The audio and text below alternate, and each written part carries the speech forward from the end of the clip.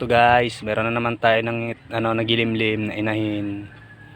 Tapos meron ditong isa pang itlog.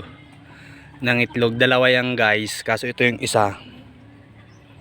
Hinulog ng isang manok na gusto rin mangitlog diyan. Gusto niya siya mangitlog diyan. Kaya hinuhulog niya yung itlog para siyang mga pangitlog diyan.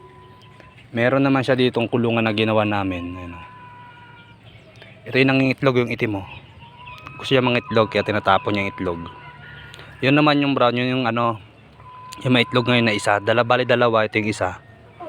Kaso nga lang nilaglag ng itim kasi gusto niya siya mangitlog. Sayang. Anong gagawin? Dilutuin. Ito na ngayon siya. Ngayon papakuluan ko siya. Sayang guys.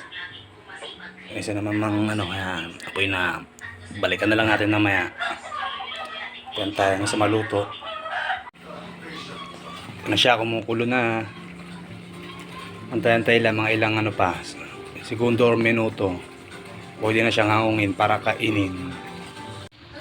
Ito na siya, luto na. O, ayan na. Luto na yung itlog kagaya na hinulog. Balatan na. Subukan natin balatan. Malasado lang siya. Malasado.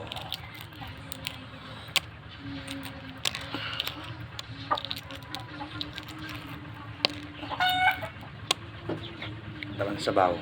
Sabaw eh. Yan na, sabaw. Sayang.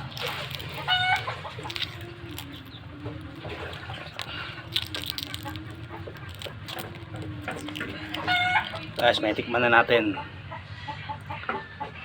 Ano bang lasa ng itlog na native?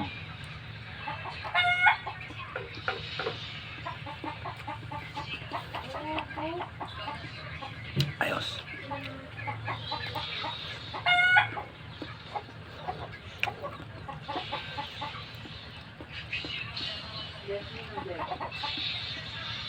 Malasa. Busin na natin.